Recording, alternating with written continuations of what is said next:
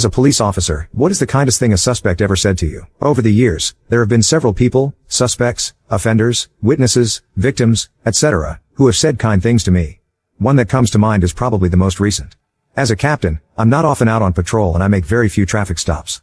A few weeks ago, however, I saw a vehicle traveling the wrong direction in a traffic circle. Given the danger presented, I stopped the motorist and saw that the vehicle was driven by a tiny African-American lady of about 65. I am a not-so-tiny 55-year-old Caucasian man, and that she was confused and upset by the unfamiliar traffic control device into which she had driven. I helped get her turned around and pulled to the side of the road where we were both safe. Pursuant to department policy, I asked her for her license, registration and proof of insurance. She paused for a moment and then started looking through her purse, center console and glove compartment for the requested documentation. Based on my experience, this suggested to me that she did not have one or more of the documents I had asked her to produce. I asked her if she had a driver's license and she admitted that her license was suspended.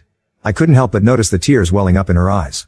I had already noticed that her license plate was expired, as was her motor vehicle inspection sticker. I then asked if her automobile was insured, and she told me it was not. In my jurisdiction, unless there are exigent circumstances, a vehicle found to be uninsured is to be towed and impounded. In addition, a motorist found to be driving under suspension may, at the discretion of the officer, be arrested, and should not be permitted to drive away from the traffic stop absent exigent circumstances which mitigate against preventing the motorist from driving any further. The lady had tears streaming down her cheeks, knowing she had a problem. She was wearing a business outfit, so I asked her where she was going, thinking that I might be able to drop her off if time was a problem. She explained that the previous week, she was hired by a local hospital and that day was to be her first at her new job. She explained that she had lost her home and job in August of 2016 when our area suffered through the worst flood to affect the area in modern history. Approximately 80% of the homes and businesses in our area flooded during the event. Many had never flooded before, were not in flood zones and consequently, many families and businesses were left with nothing, following the inundation. This lady was one of those. She understood that she was in trouble, and she understood that despite her good intentions, she was breaking the law.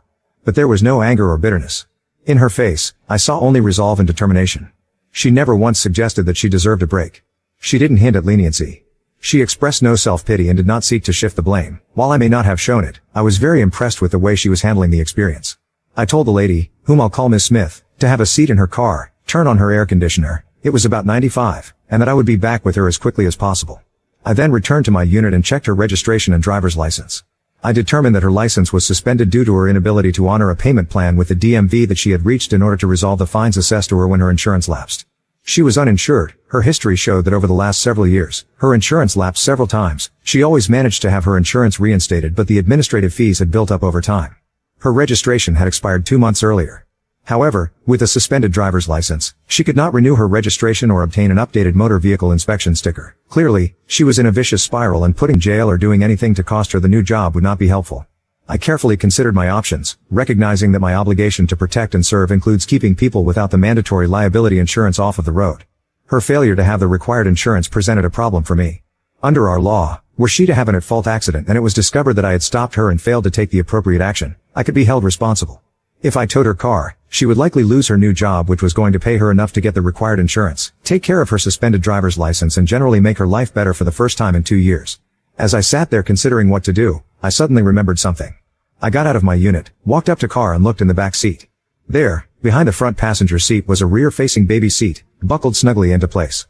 I meant to ask you about the baby seat, I told her. Oh, she replied. That's for my grandbaby, she told me. I take her to daycare each morning so that my daughter can make it to nursing school on time. This is our only car. Do they live with you all the time? I asked. Yes, sir. They're my best friends, she said with a smile. I thanked her and returned to my unit. I smiled too and thought to myself, exigent circumstances. Can't tow that car if there are exigent circumstances. I prepared the lady a citation for driving under suspension.